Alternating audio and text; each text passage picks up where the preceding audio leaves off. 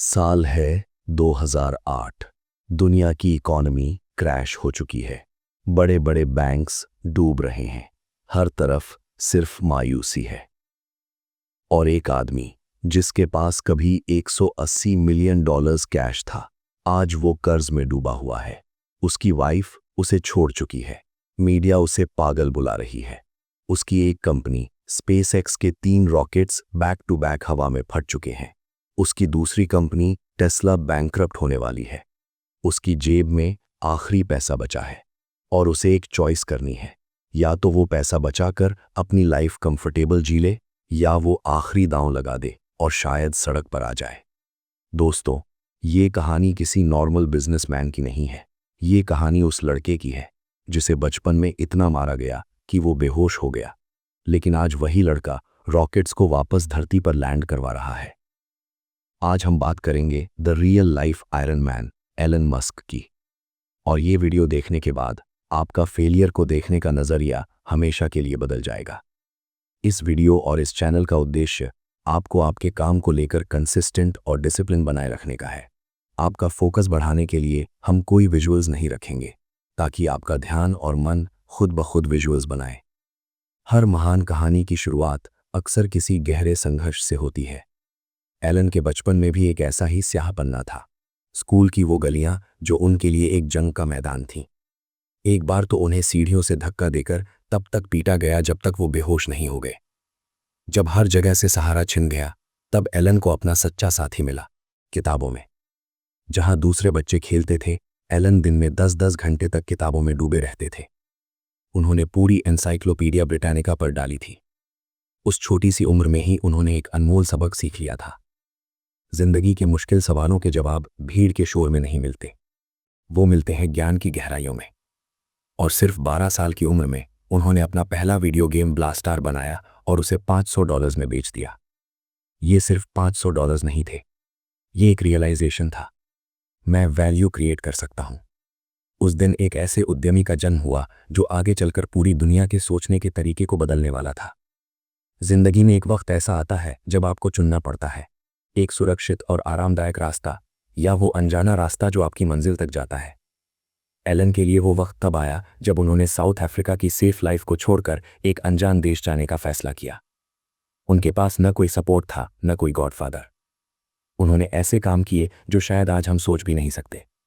मिलों में लकड़ियां काटना, बॉयलर रूम की सफाई करना।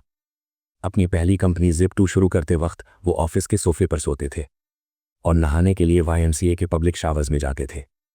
दिन रात कोडिंग और काम में डूबे रहते थे। उनका एक ही मंत्र था, शॉर्ट टर्म कंफर्ट से कहीं ज्यादा लॉन्ग टर्म फ्यूचर इंपॉर्टेंट है।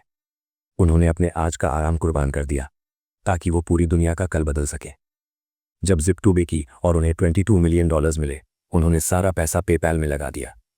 और जब पेपैल बिका और उनके पास $180 मिलियन, लगभग 1400 करोड़ रुपए आए, तब उन्होंने जो किया वो किसी पागलपन से कम नहीं था। दुनिया ने कहा, अब तो रुक जाओ, तुम्हारी 7 पुश्ते बैठकर खाएंगी। लेकिन एलन का विजन पैसे से बड़ा था। उन्होंने अपना $1 स्पेसएक्स, टेस्ला और सोलर सिटी में झोंक दिया।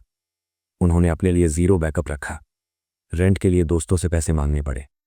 उनका जुनून था इंसानियत को मल्टीप्लैनेटरी बनाना। लोगों ने कहा, यह नामुमकिन है, पागल हो गए हो। लेकिन एलन को पता था, अगर ट्राई नहीं किया तो फ्यूचर खत्म है। वो दोबारा जीरो पर आने के लिए तैयार थे, क्योंकि उन्हें पता था कि असली जीत सेफ खेलने में नहीं, बल्कि बार बार रिस्क लेने की हिम्मत में है। लेकिन हर बड़े सपने की एक कीमत होती है, और एलन ने वो कीमत 2008 में चुकाई। एक तरफ दुनिया की इकोनॉमी क्रैश हो रही थी, दूसरी तरफ उनकी खुद की कंपनियां बर्बाद हो रही थी। स्पेसएक्स के 3 रॉकेट्स बैक टू बैक हवा में फट गए। पैसा खत्म हो गया था। टेस्ला बैंकरप्ट होने वाली थी। मीडिया उनका मजाक उड़ा रहा था। पर्सनल लाइफ बिखर चुकी थी। डिवोर्स हो रहा था। एलन के पास बस इतना पैसा बचा था कि या तो वो टेस्ला को बचाते या स्पेसएक्स को। एक को बचाएंगे तो दूसरा मर जाएगा। इमेजिन द प्रेशर, अपने 2 बच्चों में से किसी एक को चुनना। लेकिन एलन ने गिव अप नहीं किया। उन्होंने अपना आखिरी बचा कुचा सब कुछ चौथे लॉन्च पर दांव पर लगा दिया। 28 सितंबर 2008 फैल्कन 1 लॉन्च हुआ और पहली बार ऑर्बिट में पहुंच गया। उस एक सक्सेस ने सब बदल दिया। नासा ने $1.5 बिलियन का कॉन्ट्रैक्ट दिया। टेस्ला को लास्ट मिनट फंडिंग मिली। वो इंसान जो कल बैंकरप्ट होने वाला था आज दुनिया का सबसे अमीर आदमी बनने की राह पर था। तो दोस्तों, एलन मस्क जीते कैसे? क्या वो लकी थे? बिल्कुल नहीं। उनका सीक्रेट वेपन है फर्स्ट प्रिंसिपल्स थिंकिंग। जब दुनिया कहती है ये नहीं हो सकता, एलन पूछते हैं फिजिक्स के हिसाब से ये पॉसिबल है या नहीं। अगर फिजिक्स कहती है पॉसिबल है तो बाकी दुनिया की ओपिनियन मैटर नहीं करती। आज एलन मस्क के पास पैसा है, पावर है, लेकिन याद रखना शुरुआत उस लड़के ने की थी जो अंधेरे में अकेला बैठकर किताबें पढ़ता था, जिसने $500 में अपना पहला गेम बेचा, जिसने पब्लिक शावर्स में नहाया। आपकी लाइफ में भी फेलियर्स आएंगे। लोग कहेंगे तू पागल है, तेरा आइडिया नहीं चलेगा। जब 2008 जैसा वक्त आए, जब सब कुछ खिलाफ हो, तब याद करना उस आदमी को जिसने कहा था अगर कोई चीज़ ज़रूरी है तो भले ही सब कुछ आपके खिलाफ हो, फिर भी आपको वो करना चाहिए। अगर आपके पास विजन है, अगर आप मेहनत करने के लिए तैयार हैं, तो कोई भी फेलियर आपको रोक नहीं सकता। एलन मस्क एलियन नहीं है, वो भी हमारी तरह इंसान है। फ़र्क बस इतना है, वो रुकते नहीं हैं। तो आप कब तक रुकोगे? अगर इस कहानी ने आपके अंदर आग लगाई है तो अभी उठो और अपने सपने पर काम शुरू करो, क्योंकि अगला एलन मस्क आप भी हो सकते हो। याद रखिए, अनुशासन ही वो पुल है जो आपके सपनों और आपकी कामयाबी को जोड़ता है।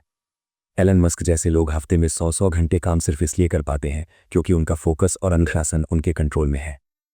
हमारा उद्देश्य आपकी प्रोडक्टिविटी को बढ़ाना और आपको आपके लक्ष्य के करीब ले जाना है।